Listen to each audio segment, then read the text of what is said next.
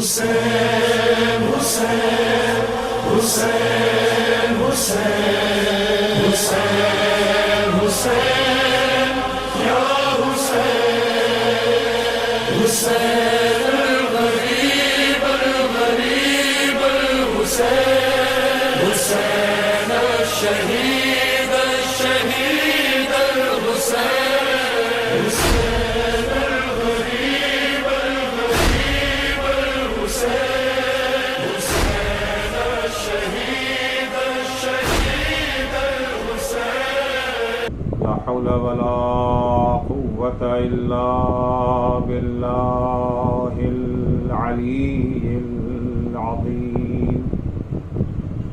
أعوذ بالله من الشيطان اللعين الرجيم. بسم الله الرحمن الرحيم. الحمد لله والصلاة والسلام على رسول الله وعلى آله آل الله لا سيما بقية الله ولعنة الله على أعدائهم أعداء الله من يومنا هذا إلى لقاء الله. أما بعد فقد قال الإمام علي بن الحسين زين العابدين عليهم السلام. فأما حق الله الأكبر فإنك تعبده لا تشرك به شيئا. عزیزان گرامی، انسانی حقوق اور ہیومن رائٹس عصر حاضر کا خوشنما ترین نعرہ ہے. یہ ایک ایسا موضوع ہے جس پر ہر طرف گفتگو ہوتی رہتی ہے اور لوگوں کا محبوب ترین موضوع ہے. آج لوگوں کی ہمدردی بٹورنے، اپنے ناپاک عزائم پر پردہ ڈالنے، حریفوں کو قابو میں کرنے، حق پرست قوموں کو کچلنے، کمزور و ناتواں ملکوں کے قدرتی ذخائر اور ان کے ریسورسز پر قبضہ جمانے کا بہترین وسیلہ ہے. آج یہ نعرہ سب سے زیادہ انہی طاقتوں کی زبان پر ہے جنہیں انسانی حقوق کا معنی و مفہوم بھی نہیں معلوم. ان حقوق کی رعایت تو دور کی بات ہے. آج ان لوگوں کو انسانی حقوق کا نگہبان بنایا جا رہا ہے جنہوں نے سب سے زیادہ انسانی حقوق کا خون کیا ہے، جنہوں نے سب سے زیادہ انسانوں کے حقوق کو پامال کیا ہے. اس صدی کا اس سے بڑا المیہ اور کیا ہو سکتا ہے کہ سعودی عرب جو اپنے سوا حکمراں طبقے کے سوا کسی کو انسان سمجھتا ہی نہیں ہے، اس سعودی عرب کو یو این او کی انسانی حقوق کمیٹی کے ذمہ داروں میں شامل کر دیا گیا. وہ سعودی عرب جس نے ہمیشہ انسانی حقوق کو پامال کیا اور جہاں حکمراں ٹولے کے سوا کسی کو انسان بھی نہیں سمجھا جاتا، ان کے حقوق ادا کرنا تو دور کی بات ہے. سچ ہے صرف یہی لوگ انسان ہیں، لیکن قرآن کے لفظوں میں تیسری کیٹیگری کے انسان، تیسری قسم کے انسان کہ قرآن مجید نے 3 قسم کے انسانوں کا تذکرہ کیا ہے۔ کچھ وہ انسان ہیں جو فرشتوں سے افضل ہیں، کچھ وہ ہیں جو جانور جیسے ہیں، اولئک کالانعام، کچھ وہ ہیں جو جانور سے بدتر ہیں۔ تیسری کیٹیگری انسانوں کی یہی ہے، بل ہم اضل، یہ تو جانوروں سے بھی گئے گزرے ہیں، جانوروں سے بھی بدتر ہیں۔ آج جن لوگوں نے انسانی حقوق کا منشور تیار کیا ہے، ہیومن رائٹس کا چارٹ جن لوگوں نے UN میں بیٹھ کر کے تیار کیا ہے، انہوں نے انسان کے اصل مقام اور اس کے اصل درجے کو مد نظر نہیں رکھا ہے، اور وہ اس کے اصل مقام کو مد نظر رکھ بھی نہیں سکتے ہیں، کیونکہ وہ اس سے آشنا ہی نہیں ہے، وہ اس سے واقف ہی نہیں ہے، وہ انسان کے اصل مقام اور اصل رتبے کو پہچانتے ہی نہیں ہیں۔ جب انسان کے اصل رتبے اور اصل مقام کی انہیں پہچان ہی نہیں ہے تو اسے مد نظر کیسے رکھیں گے؟ انسان کا اصل مقام یہ ہے کہ وہ کائنات کی تمام مخلوقات سے افضل ہے۔ جتنی چیزیں بھی اللہ نے اس کائنات میں پیدا کی ہیں، انسان کا درجہ، انسان کا مقام، انسان کا رتبہ ان سب سے اعلیٰ و افضل ہے۔ جس نے انسان کو پیدا کیا، جس نے کائنات کو پیدا کیا، اسی خدا کا یہ بیان ہے، لَقَدْ كَرَّمْنَا بَنِي آدَمَ وَحَمَلْنَاهُمْ فِي الْبَرِّ وَالْبَحْرِ وَرَزَقْنَاهُمْ مِنَ الطَّيِّبَاتِ وَفَضَّلْنَاهُمْ عَلَى كَثِيرٍ مِّمَّنْ خَلَقْنَا تَفْضِيلًا۔ سورہ اسراء آیت 70۔ پروردگار کا ارشاد ہو رہا ہے کہ ہم نے بنی آدم کو مکرم بنایا ہے، صاحب فضیلت بنایا ہے، بنی آدم کو ہم نے کرامت کا تاج اس کے سر پر سجایا ہے۔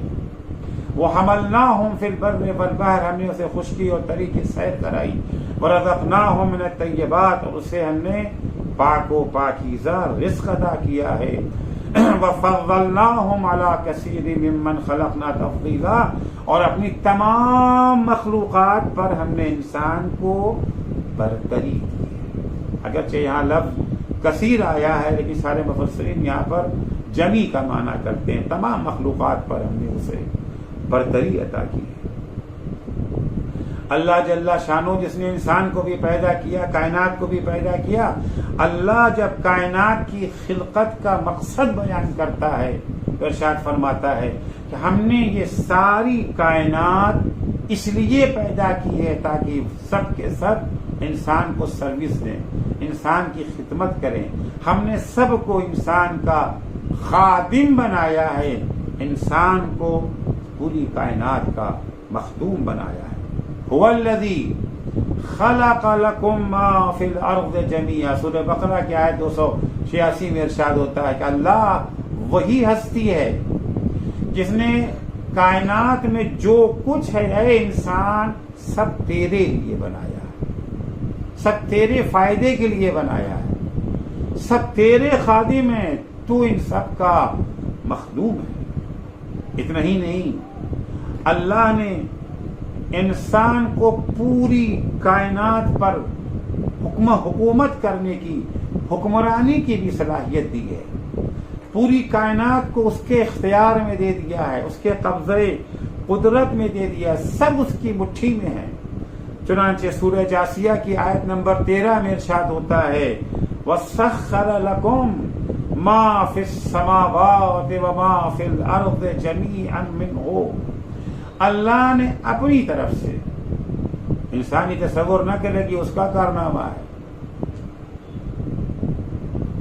انسان اگر چاند پر پہنچ گیا تو یہ انسان کا کارنامہ نہیں ہے، اگر مریخ پر کمندے ڈال رہا ہے تو اس کا کارنامہ نہیں ہے، یہ اللہ کی عطا ہے، منہ اللہ کی طرف سے ہے۔ کائنات میں جو کچھ بھی اللہ نے پیدا کیا، سخر لکم، تمہارے قبضے میں دے دیا ہے، تمہاری مٹھی میں دے دیا ہے، تمہارے اختیار میں دے دیا ہے، تمہارے لیے مسخر بنا دیا ہے۔ کیا چیز؟ ما فی السماوات والارض، جو کچھ بھی زمین اور آسمان میں پایا جمیعا، کوئی استثناء نہیں ہے، لیکن کیا منہو، یہ جو تمہارے اختیار میں سب چیزیں آ گئی ہیں، تم نے ہر چیز کو یہ جو ہے مسخر کر لیا ہے، یہ اللہ کی عطا ہے. ان فی ذالک لآیات لقوم یتفکرون، یہ جو اتنا عظیم چاند، اتنے بڑے سیارات، یہ سب جو انسان کے قبضے قدرت میں ہیں، یہ اللہ کی طرف سے ایک نشانی ہے، آیتیں ہیں اللہ کی ان لوگوں کے لیے جو غور و فکر کرنے کی صلاحیت سے مالا مال ہے. عزیزو، انسانی حقوق کے جتنے منشور بنے ہیں اور انسانی حقوق کو نافذ کرنے کے لیے جتنے نظام اور سسٹم بنائے گئے ہیں، کسی منشور میں اور نہ کسی سسٹم میں انسان کی کرامت کو مد نظر نہیں رکھا گیا ہے. اس نقطے سے غفلت برتی گئی ہے کہ انسان کو اللہ نے تمام مخلوقات سے افضل بنایا ہے، انسان کو مخدوم بنایا ہے، پوری کائنات کو خادم بنایا ہے. اس انسان کے حقوق لکھے جا رہے ہیں. البتہ یہ صرف انبیاء کے دبستان اور خصوصاً اسلامی نظام کا امتیاز ہے کہ اس میں جب انسانی حقوق کا نظام پیش کیا گیا تو اس اسلامی نظام میں جسے اللہ جل شانہ نے بنایا ہے، اس نظام کو انسان کی کرامت کو مد نظر رکھ کر کے یہ نظام بنایا گیا. حقیقی اقدار اور حقیقی ویلیوز کو اہمیت دی گئی ہے. نسلی، قومی، لسانی، طبقاتی بنیادوں پر استوار جھوٹی اقدار کو ٹھکرا دیا گیا. ان اقدار کو مد نظر رکھا گیا ہے، ان ویلیوز کو مد نظر رکھا گیا ہے جو حقیقی ویلیوز ہیں، جو اصلی ویلیوز ہیں.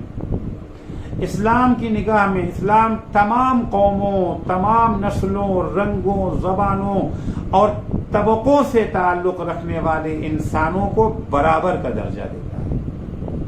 کسی نسل کو کسی نسل پہ برتری نہیں دیتا، کسی زبان کو کسی زبان پر ترجیح نہیں دیتا. اسلام کسی قوم کو کسی قوم کے اوپر فضیلت دینے کا قائل نہیں ہے.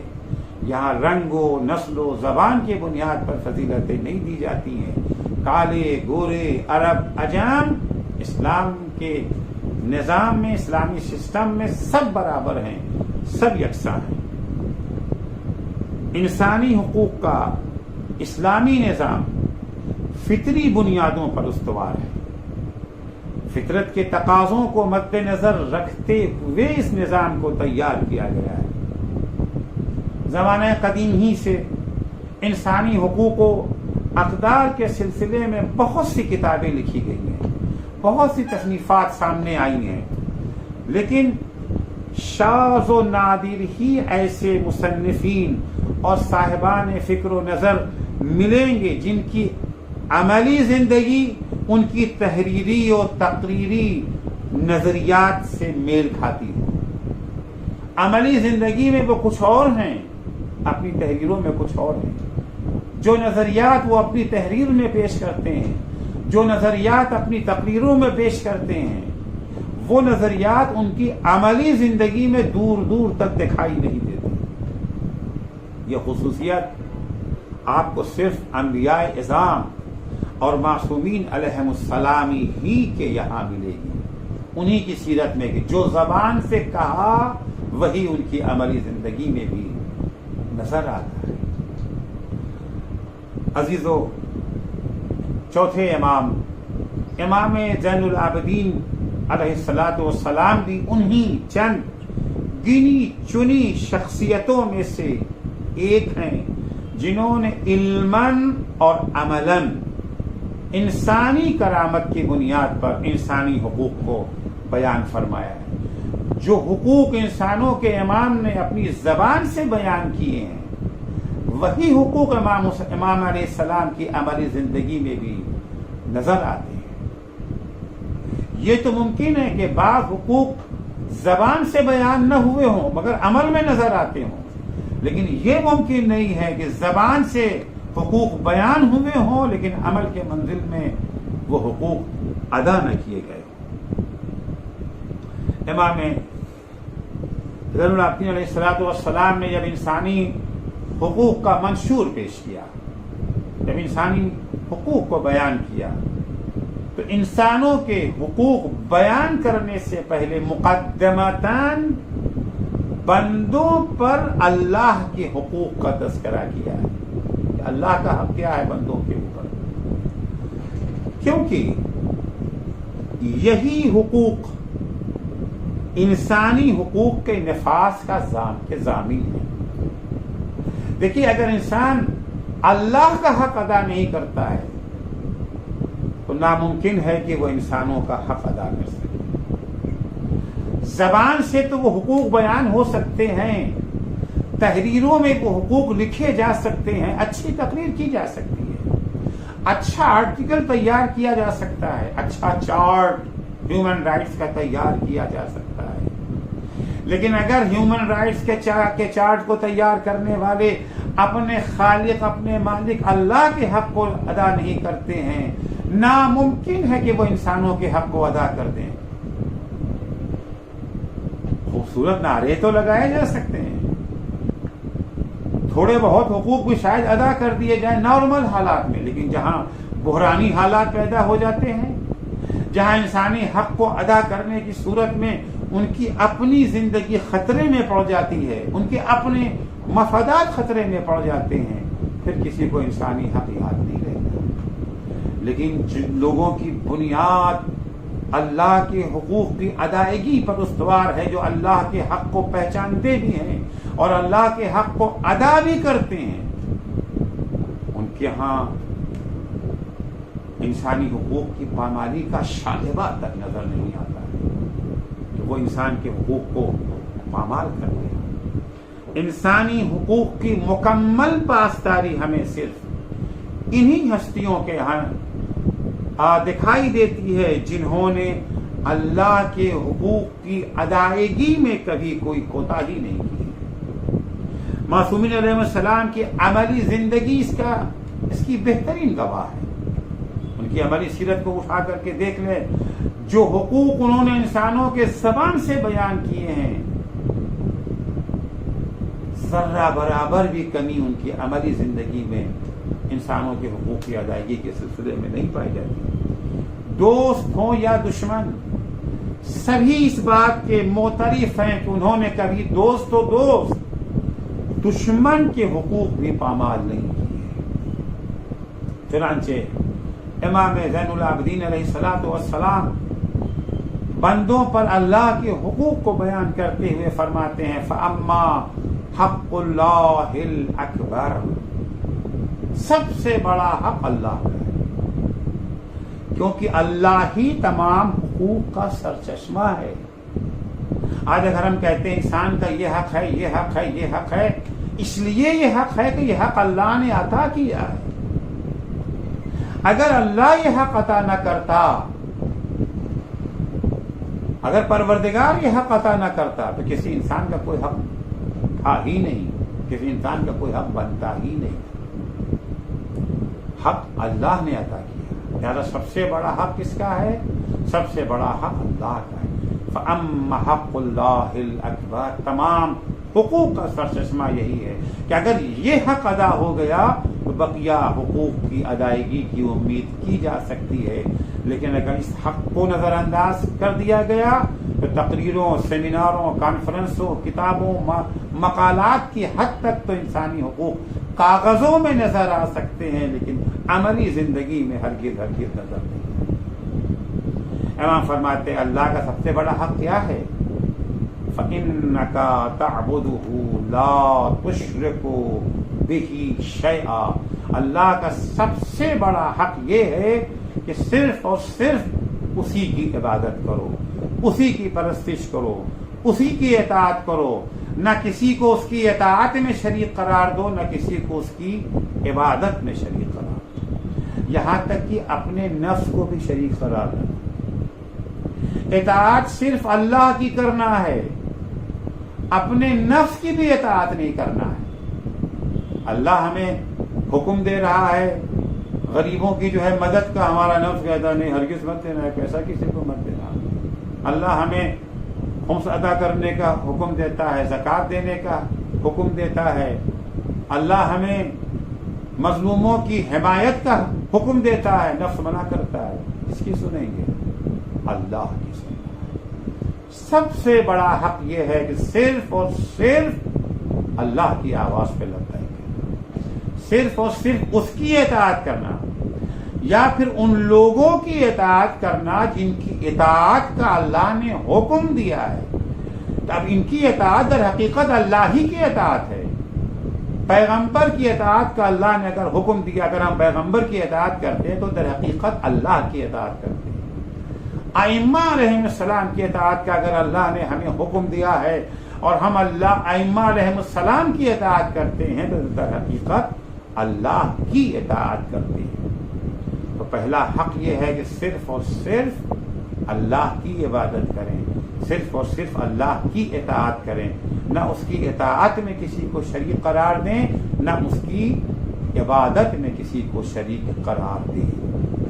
امام فرماتے ہیں فَإِذَا فَعَلْتَ ذَلِكَ بِإِخْلَاصٍ، اگر تم نے یہ عمل اخلاص کے ساتھ انجام دے دیا، اطاعت کیا صرف اللہ کی، عبادت کیا صرف اللہ کی، جعل لك على نفسه ان يكفيك امر الدنيا والآخرة ويحفظ لك ما تحب منها۔ اللہ اکبر۔ اگر ہم نے اللہ کا یہ سب سے بڑا حق جو ہے وہ ہم نے ادا کر دیا، یعنی صرف اسی کی عبادت کیا، کسی کو اس کا شریک نہیں قرار دیا ہم نے، تو اس کا ثمرہ، اس کا انعام، اس کا ثواب آخرت میں جنت کی شکل میں تو ملے گا ہی، دنیا میں اس کا پھل یہ ہے، دنیا میں اس کا ثمر یہ ہے، دنیا میں اس کا فائدہ یہ ہے کہ امام فرماتے ہیں کہ تمہاری ساری ذمہ داریاں، چاہے وہ دنیا کے مسائل ہوں یا آخرت کے مسائل ہوں، اللہ تمام چیزوں کی ذمہ داری اپنے ذمہ لے لے گا۔ دنیا کی ضرورتوں کو پورا کرنا، آخرت کی ضرورتوں کو پورا کرنا، اب یہ خدا اپنے ذمہ لے لے گا۔ ہماری روزی کا ذمہ دار خدا، ہماری ہیلتھ کا ذمہ دار خدا، ہماری عزت کا ذمہ دار خدا، ہماری توقیر کا ذمہ دار خدا۔ پھر ہمیں سوچنے کی ضرورت، ہاں اس کی اطاعت کرنا، جتنا جتنا جو حکم اس نے دے دیا ہے اسے ماننا ہے، کسی اور کی خاطر اس کے حکم کو ٹھکرانا نہیں ہے، کسی اور کی خاطر اس کے حکم کو رد نہیں کرنا ہے، آدھا لیا آدھا چھوڑ دیا یا دکھاوے کے لیے کرنے لگے، نہیں، بے اخلاصین۔ اگر اخلاص کے ساتھ ہم اس کی اطاعت کریں، اس کی عبادت کریں، اس کی اطاعت و عبادت میں کسی کو شریک قرار نہ دیں، تو امام فرماتے ہیں کہ اللہ اب تمہارے امر دنیا اور امر آخرت کا ذمہ دار خدا ہے، اس نے اپنے ذمے لے لیا ہے۔ جعل لك على نفسه ان يكفيك امر الدنيا والآخرة ويحفظ لك ما تحب منها، جو چیز تمہیں دنیا میں چاہیے، جو چیز تمہیں آخرت میں چاہیے، تمہارے دنیاوی اور اخروی مفادات کا محافظ اللہ بن جائے گا، اس کی حفاظت خود پروردگار کرے گا۔ البتہ ہم اگر اللہ کی اطاعت کر لیتے ہیں تو یہ کوئی بہت بڑا ہنر نہیں ہے۔ کائنات کی ساری مخلوقات، جتنی بھی چیزیں اللہ نے کائنات میں پیدا کی ہیں، سب اس کے مطیع و فرما بردار ہیں، سب اس کے آگے سجدہ ریز ہے۔ اگر ہم نے سجدہ کر دیا تو کوئی بہت بڑا تیر نہیں مار دیا ہے۔ ساری مخلوقات اللہ کی جو کائنات میں پائی جاتی ہیں، سب اس کے سامنے سجدہ ریز ہیں، اور اس کے تکوینی احکام کی اطاعت کرنے پر مجبور۔ لیکن اللہ کے احکام دو طرح کے ہیں، کچھ تکوینی احکام ہیں، کچھ تشریعی احکام انسان کے لیے ہے، بقیہ مخلوق کے لیے صرف ایک ہی حکم ہے، تکوینی، یعنی ان کی خلقت میں اللہ نے حکم کو شامل کر دیا ہے۔ ان کے بس میں نہیں ہے کہ وہ اس کی مخالفت کر سکے، وہ آزاد نہیں ہے۔ ہم اگر اللہ کی اطاعت کرتے ہیں تو ہمارا امتیاز یہ ہے کہ ہم اپنی آزادی کے ساتھ اطاعت کرتے ہیں، اختیار ہے کہ ہم اطاعت کریں یا نہ کریں، بقیہ مجبور ہیں اطاعت کرنے کے لیے۔ تکویناً یعنی تخلیقاً اللہ نے انہیں پیدا ہی اس طرح سے کیا ہے کہ وہ اس کی اطاعت کرے۔ سورج کو اللہ نے بنایا ہی اس طرح سے، ساختی ایسی ہے کہ جو گردش اللہ نے سورج کی معین کر دی اسی کے مطابق رہے گا۔ زمین کی جو گردش معین ہو گئی ہے، ذرہ برابر بھی اس میں انحراف ممکن نہیں ہے۔ اسے کہتے ہیں تکوینی اطاعت، احکام تکوینی۔ تشریعی وہ ہم انسانوں کے لیے، مثلا اللہ ہمارے یہاں بھی کچھ تکوینی احکام ہے، کچھ تشریعی بعد میں عرض کروں گا۔ تشریعی احکام جیسے نماز پڑھو، روزہ رکھو، جھوٹ نہ بولو، غیبت نہ کرو، یہ سب تشریعی احکام ہیں، ہم اسے مجبور نہیں ہیں۔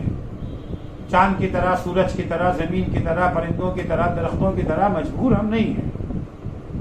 گوبھی کے پودے میں گوبھی کا پھول ہی کھلے گا، کچھ گوبھی کا چاہے کچھ اور کھلا دے، ناممکن ہے۔ یہ ہمارے لیے ہے کہ ہم صبح کی نماز کے لیے اٹھیں یا نہ اٹھیں، ہمارے بس میں ہے۔ تو جتنی بھی کائنات میں ہے مخلوقات ہیں، سب اللہ کے آگے سجدہ ریز ہیں، سب اس کے احکام کی پابند ہیں اور اس کے تکوینی احکام کی اطاعت کرنے پر مجبور ہیں۔ سورہ بقرہ آیت 117 میں ارشاد ہوتا ہے وَإِذَا قَضَى أَمْرًا فَإِنَّمَا يَقُولُ كُن فَيَكُونُ۔ اللہ جب کوئی کام کرانا چاہتا ہے اس کائنات میں، ایک دفعہ کہتا ہے ہو جا، ہو جاتی ہے۔ سورج کو اگر کہہ دیا کہ اس رفتار سے چل تو وہ اس رفتار سے چلنا شروع کر دیتا ہے۔ اگر زمین سے کہا کہ سورج کے ارد گرد اس رفتار سے گھومتی رہے تو زمین گھومتی رہے گی۔ ایک لمحے کی بھی زمین تاخیر نہیں کر سکتی ہے، نافرمانی ممکن نہیں ہے۔ سورج، چاند، ستارے سب ایمانداری سے اپنی ڈیوٹی نبھا رہے ہیں۔ دریا، پہاڑ، جنگل، جانور سب کے سب اللہ جل شانہ کی بے چون و چرا اطاعت میں مصروف ہیں۔ لیکن انسان کا معاملہ ذرا جدا ہے۔ اللہ نے تشریعی مراحل میں آزاد عرض کیا کہ دو طرح کے قوانین ہیں، تشریعی اور تکوینی۔ تکوینی قوانین میں ہم بھی مجبور ہیں، تشریعی مراحل میں ہمیں آزادی حاصل ہے۔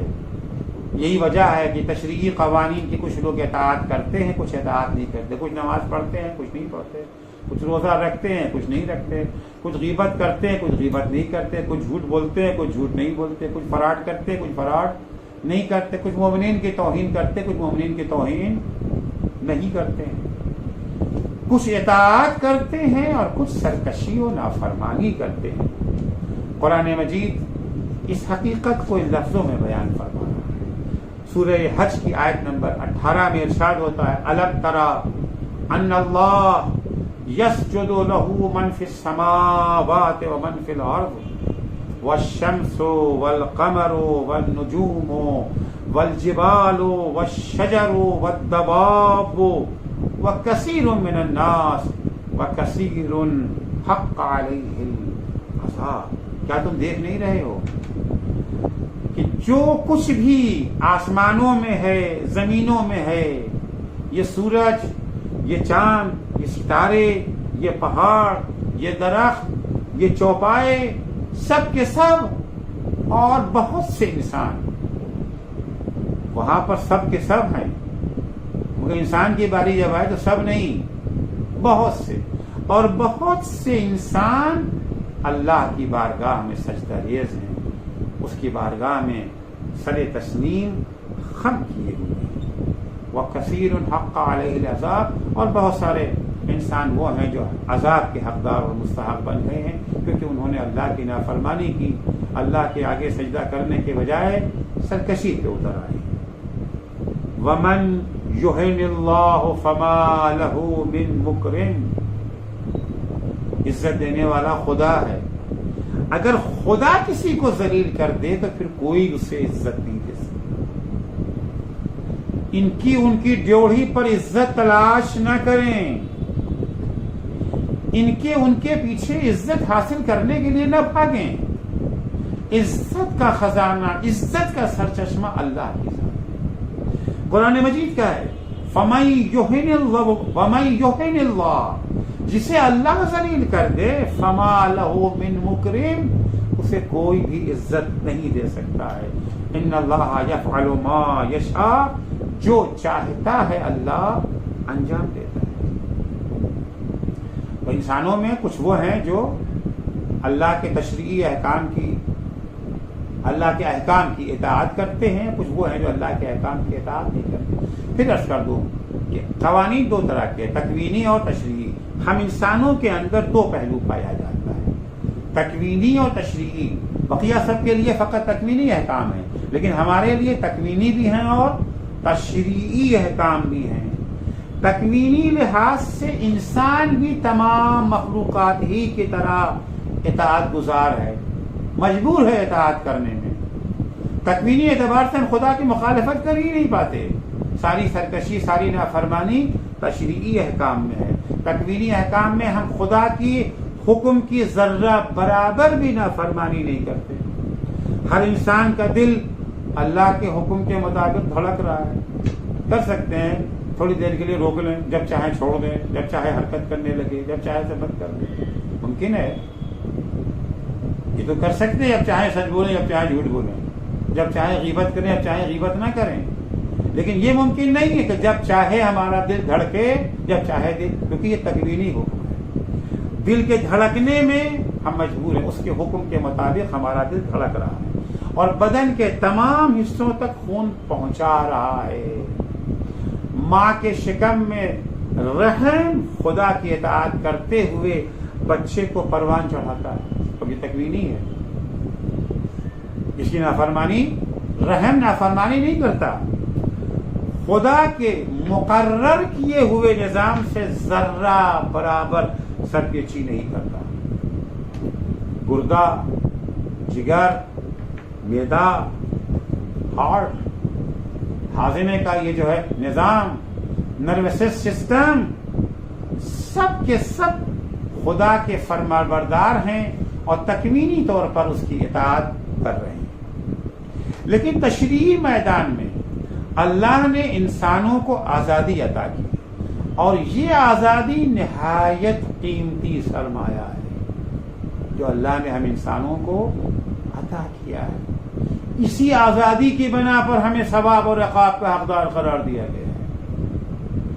اگر تاج کرامت ہمارے سر پہ سجا ہے تو وہ اسی آزادی کی بنا پر ہے۔ آزادی سے ہم نے اللہ کی اطاعت کو انتخاب کیا، آزاد رہتے ہوئے ہم نے اس کی فرما برداری کی۔ سورج اگر فرما برداری کرتا ہے تو مجبور ہے، کمال نہیں ہے۔ چاند اگر فرما برداری کرتا ہے، زمین اگر فرما برداری کرتی ہے تو مجبور ہے۔ تشریعی احکام کے میدان میں اللہ نے ہمیں آزادی عطا کر دی ہے اور یہ آزادی ہمارا بہت قیمتی سرمایہ ہے جو اللہ کی عطا ہے۔ اگر انسان اپنی تشریعی آزادی کو خدا کی اطاعت کی راہ میں صرف کرے اور الہی احکام پر عمل کرے تو ترقی و کمال کے زینے انسان طے کر سکتا ہے، اخلاقی فضائل و کمالات سے آراستہ ہو سکتا ہے اور حقیقی انسان بن سکتا ہے۔ مولا کائنات امیر المومنین حضرت علی بن ابی طالب علیہ الصلوۃ والسلام فرماتے ہیں، طاعت اللہ مفتاح کل سداد و اصلاح کل فساد۔ اللہ کی اطاعت ہر اچھائی کی چابی ہے، ہر اچھائی کی کنجی ہے، وہ اصلاح کل فساد، اور ہر برائی کی اصلاح کا ذریعہ ہے اللہ کی اطاعت۔ اگر برائی سے بچنا چاہتے ہیں راستہ کیا ہے؟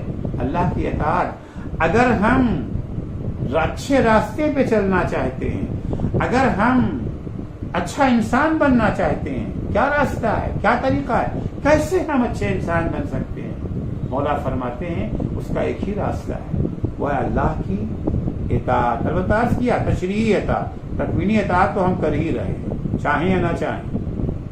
تشریعی اطاعت تو ہو ہی رہی، ہم چاہیں کہ ہماری رگوں میں خون کچھ دیر دوڑے، کچھ دیر رک جائے، ممکن نہیں ہے، یہ ہمارے بس میں نہیں ہے۔ اگر انسان اپنی تشریعی آزادی سے فائدہ اٹھاتے ہوئے اللہ کی اطاعت کے بجائے، البتہ ناجائز فائدہ، اپنی تشریعی آزادی سے ناجائز فائدہ اٹھاتے ہوئے اللہ کی اطاعت کے بجائے نفس کا غلام بن جائے، نفس کی اطاعت کرنے لگے، شیطان کا چیلا بن جائے، شیطان کی آواز پر لبیک کہنے لگے، تو قیامت میں جو سزا ملے گی وہ تو ملے گی ہی۔ یہ گناہ اس کی عقل کو بھی زائل کر دیتا ہے، انسان کی عقل ہی باقی نہیں رہ جاتی، کیونکہ عقل کہتے ہی اسے ہیں جس کے اوپر ہوائے نفس غالب نہ ہو۔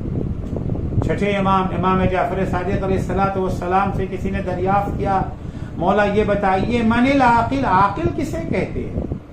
امام نے فرمایا العاقل من اعتقل ہوا، عاقل وہ ہے جو اپنے ہوائے نفس کو، خواہشات نفس کو قید کر کے زنجیروں میں جکڑ کے کنارے لگا دے، نفس کا غلام نہ بنے، نفس کو اپنا غلام بنائے۔ اگر انسان نفس کا غلام بن گیا، نفس کی آواز پہ اللہ کی آواز پر لبیک کہنے کے بجائے نفس کی آواز پر لبیک کہنے لگا، اپنی نفسانی خواہشات کا غلام بن گیا،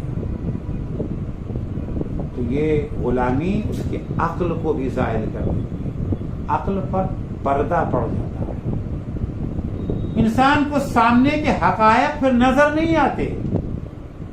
بہت سارے افراد کو اگر خدا سمجھ میں نہیں آتا، رسول سمجھ میں نہیں آتے، ائمہ سمجھ میں نہیں آتے، اس کی وجہ یہی ہے، ڈگریاں ہوں گی ان کے پاس، عقل نہ ہوگی۔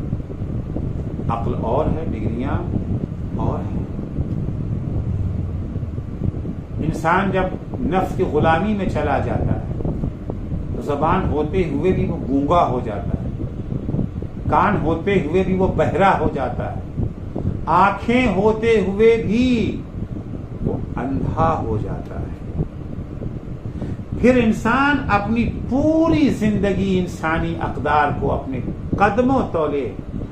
قدموں تلے روندنے میں گزار دیتا ہے اور شقاوت و بدبختی کے عالم میں اس دنیا سے رخصت ہو جاتا ہے، اور پھر موت کے بعد اپنی بدعمالیوں کا انجام بھگتتا رہے گا۔ سرکار ختمی مرتبہ حضرت محمد مصطفیٰ صلی اللہ علیہ وآلہ وسلم فرماتے ہیں احذر سکر الخطیہ، گناہوں کے نشے سے بچو، اللہ کی نافرمانی کے نشے سے بچو۔ کیا اس کے اندر بھی یہ جو ہے نشہ ہوتا ہے گناہ میں؟ پیغمبر فرماتے ہیں ہاں، فَإِنَّا لِلْخَطِيَّةِ سُكْرًا كَسُكْرِ الشَّرَابِ، جیسے شراب کا نشہ ہوتا ہے اسی طریقے سے گناہوں کا نشہ ہوتا ہے۔ بل ہی اشد سکرن من، گناہوں کا نشہ شراب کے نشے سے بھی زیادہ ہوتا ہے۔ جب انسان شراب پیتا ہے تو نشہ طاری ہو جاتا ہے تو عقل کام کرتی ہے، پھر تو عقل کام نہیں نہ کرتی، بے عقلی والا کام کرنے لگتا ہے۔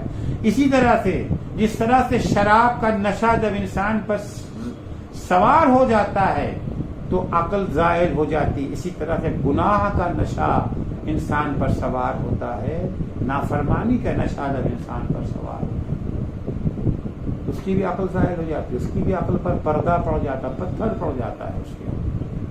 پیغمبر فرماتے ہیں کہ گناہ کا نشہ شراب کے نشہ سے بھی زیادہ خطرناک ہے، کیونکہ جب انسان گناہ کر لیتا ہے تو اللہ جل شانہ فرماتا ہے صم بکم عمی فہم لا یرجعون، یہ گونگے ہو گئے ہیں، بہرے ہو گئے ہیں، اندھے ہو گئے ہیں، اب ان کی واپسی کی امید نہیں رہ گئی۔ شراب کا نشہ تو تھوڑی دیر کے بعد اتر بھی جاتا ہے، میں گناہ کا نشہ اتنی آسانی سے اترتا نہیں ہے۔ اسی لیے انسان کو چاہیے کہ یہ نشہ سوار ہونے ہی نہ پائے، گناہ کے قریب ہی نہ جائے انسان۔ عزیزو، اللہ کی نافرمانی اللہ کا گناہ دو طرح کا ہے. کبھی یہ اللہ کا گناہ انسان کو فاسق بنا دیتا ہے اور کبھی کبھی انسان کو مشرک بنا دیتا ہے. کچھ گناہ وہ ہیں جس کی بنا پر انسان فاسق بن جاتا ہے، لیکن کچھ گناہ وہ ہیں جس کی بنا پر انسان مشرک بن جاتا ہے. البتہ شرک عبادت نہیں، عبادت کا شرک نہیں ہے، اطاعت کا شرک. شرک عبادت کا ارتکاب پر بیٹھتا ہے. اللہ جل شانہ نے سورہ انعام کی آیت نمبر 121 میں دونوں قسم کے گناہ کو بیان کر دیا ہے. وہ گناہ بھی جو انسان کو فاسق بنا دیتے ہیں اور وہ گناہ بھی جو انسان کو مشرک بنا دیتا ہے. چنانچہ قرآن مجید میں ارشاد ہوتا ہے کہ وَلَا تَأْكُلُوا مِمَّا لَمْ يُذْكَرْ اسم اللہ علیہ وَإِنَّهُ لَفِسْقٌ. دیکھو جس جانور کو ذبح کرتے وقت اللہ کا نام نہ لیا گیا، اللہ کا نام لیے بغیر جس جانور کو ذبح کیا گیا، البتہ حلال گوشت جانور کی بات ہو رہی ہے، حرام گوشت کی نہیں. جس حلال گوشت جانور کو اللہ کا نام لیے بغیر ذبح کیا گیا ہو، مرغ کو، بکرے کو، بھینس کو اللہ کا نام لیے بغیر ذبح کیا گیا ہے، اس کا گوشت نہ کھاؤ. کھا لیا تو یہ فسق ہے، یہ گناہ ہے، یہ فسق ہے، شرک نہیں ہے. البتہ ایک حال میں یہ شرک بھی ہو جائے گا. وَإِنَّ الشَّيَاطِينَ لَيُوحُونَ إِلَىٰ أَوْلِيَائِهِمْ. شیاطین یہ جو ہیں چپکے چپکے اپنے چیلوں کے کان میں یہ وسوسے ڈالتے ہیں. کیا وسوسے ڈالتے ہیں؟ مثلا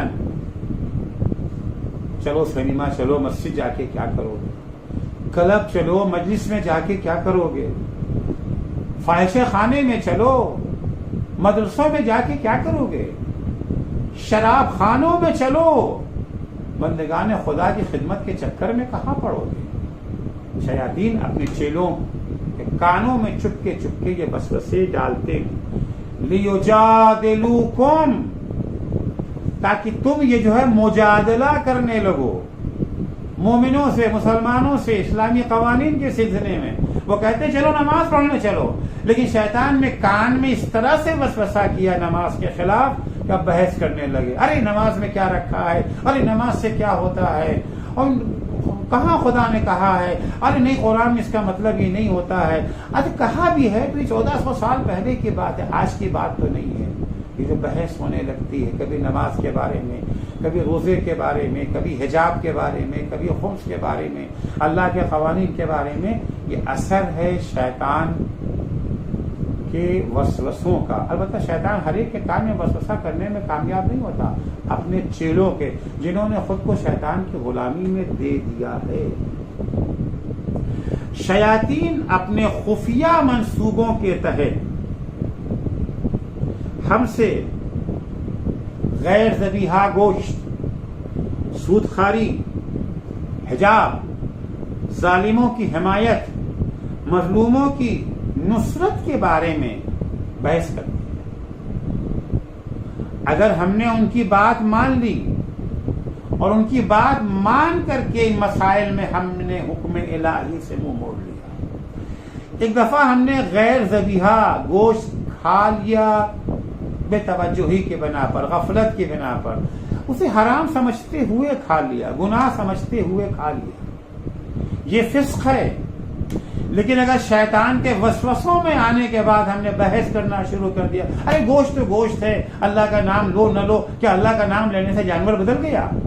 اللہ کا نام لینے سے کیا مرغی یہ جو ہے بکرا بن جائے گی، بکرا مرغی بن جائے گا؟ یہ بحث کرنا شروع کر دیا.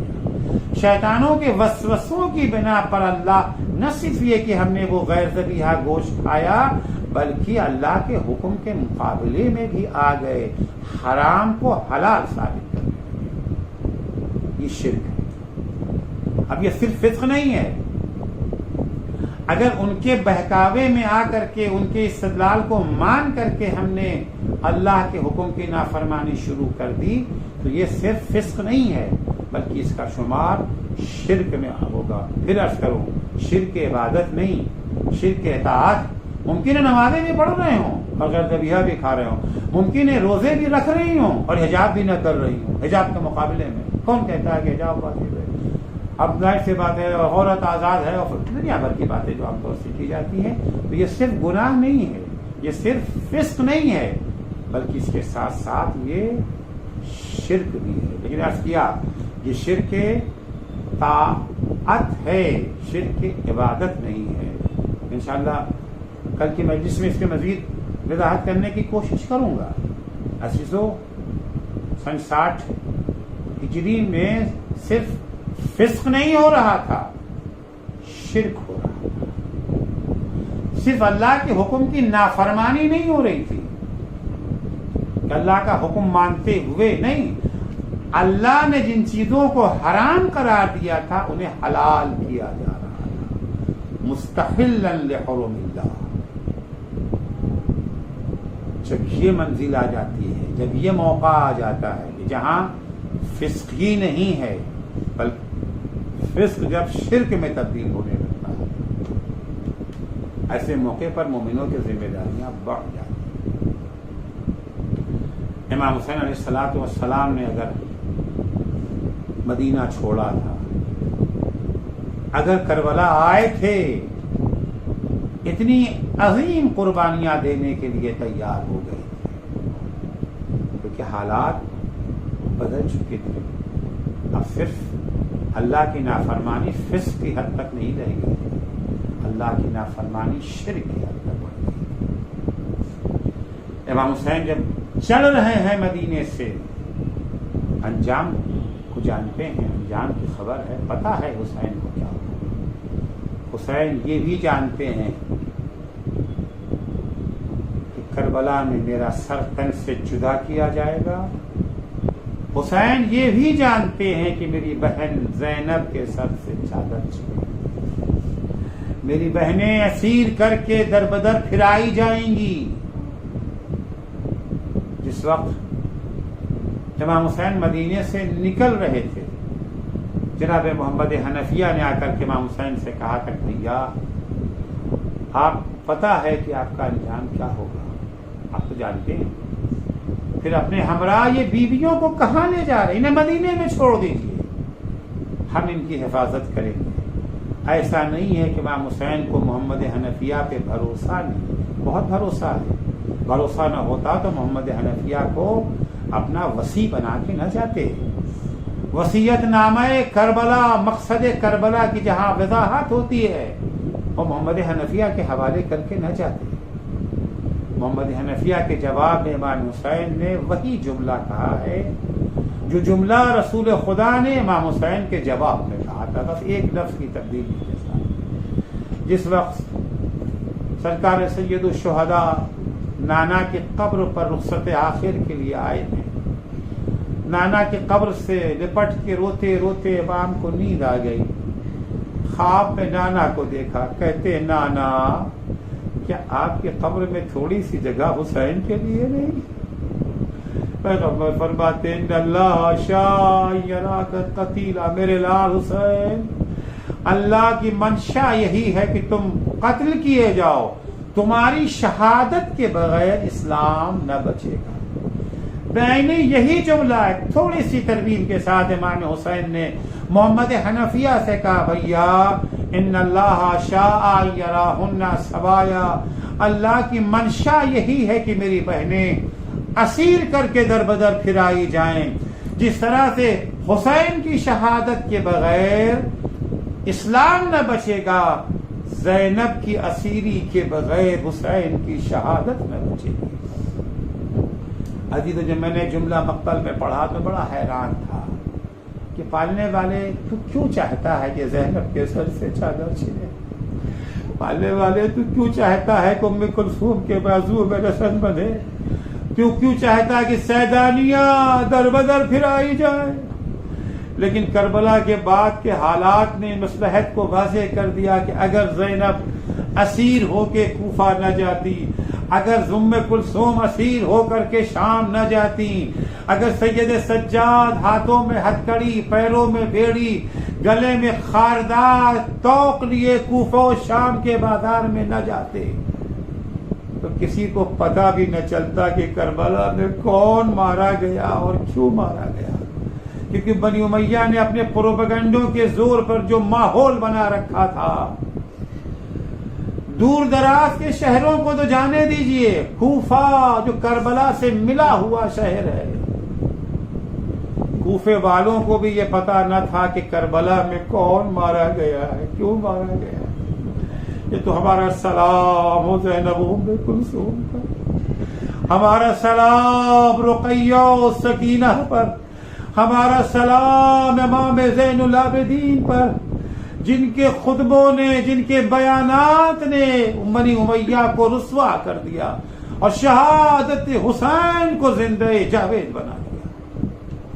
صرف ایک روایت آپ کی خدمت میں پیش کرتا ہوں، اس سے اندازہ ہو جائے گا کتنی غفلت تھی۔ راوی کہتا ہے میں حج کر کے پلٹ رہا تھا، محرم کی 12 تاریخ تھی جب میں کوفہ پہنچا۔ جب میں کوفہ پہنچا تو میں نے کیا دیکھا؟ میں نے دیکھا کہ جشن کا سما ہے، کوفے والے نئے نئے کپڑے پہنے ہیں، دکانیں بند ہیں، عید جیسا منظر ہے۔ میں کوفے کا رہنے والا تو نہ تھا، مگر کوفے کے حالات سے آگاہ ضرور تھا، کوفے کے حالات سے باخبر ضرور تھا۔ میں نے سوچا کہ آج ان کے ہاں کوئی خوشی کا دن تو نہیں ہے، پھر یہ خوشی کا سما کس لیے؟ میں نے ایک شخص سے پوچھ ہی لیا، اس نے کہا کیا تم کوفے کے رہنے والے نہیں ہو؟ کہا نہیں، میں تو مسافر ہوں، حج کر کے پلٹ رہا ہوں، اپنے وطن جا رہا ہوں۔ کیا وجہ ہے؟ کیوں یہ خوشی جیسا سما ہے؟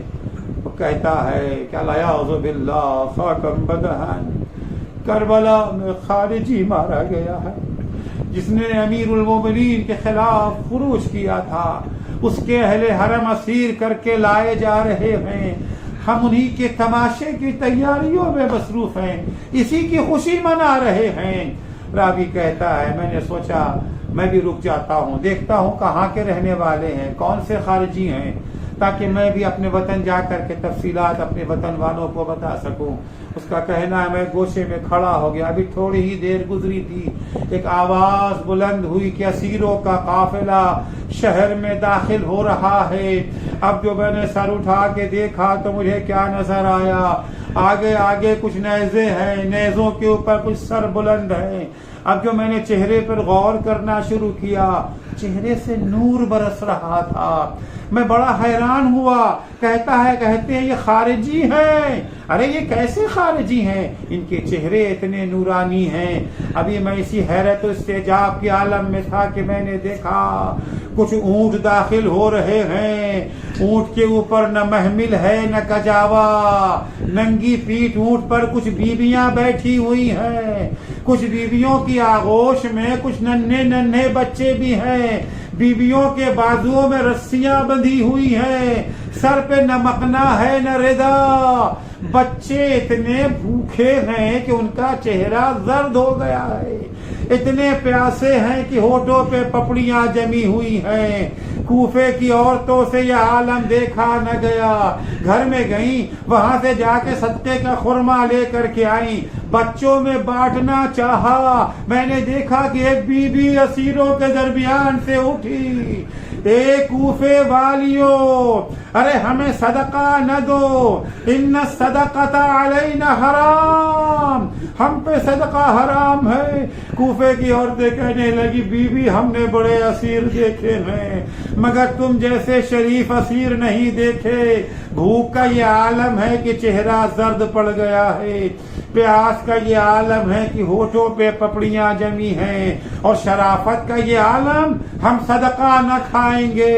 من ای الاسار انتن، تم لوگ کہاں کی رہنے والی ہو؟ ان بی بی نے اپنا سر پیٹ کے کہا نحن من اسار آل محمد، ارے میں رسول کی نواسی زینب ہوں۔ وہ نوکے نیزہ پر کسی خارجی کا سر نہیں ہے، رسول کے نواسے حسین کا سر ہے۔ یہ ام کلثوم اور یہ حسین کی لاڈلی سکینہ۔ الا لعنت اللہ علی قوم الظالمین وسیعلم الذین ظلموا ای منقلب ینقلبون۔ بار الہ تجھے واسطہ ہے محمد و آل محمد علیہ السلام کا، ہماری اس مختصر سی عبادت کو قبول فرما۔ بار الہ ستے میں اہل بیت اطہار علیہم السلام کے ہمیں اللہ کا سب سے بڑا حق یعنی مخلصانہ اطاعت کی توفیق عنایت فرما۔ ہم اس اطاعت و عبادت میں کسی غیر کو شریک قرار نہ دے سکیں۔ بار الہ مراجع کرام اور رہبر معظم انقلاب اسلامی کی حفاظت فرما۔ امام زمانہ کے ظہور میں تعجیل فرما۔ جب حضرت کا ظہور ہو تو ہمارے اعمال ایسے ہوں کہ ہم ان کے اصحاب و انصار میں شمار ہو سکیں۔ اللہم عجل فی فرج مولانا صاحب الزمان وجعلنا من اعوانہ وانصارہ۔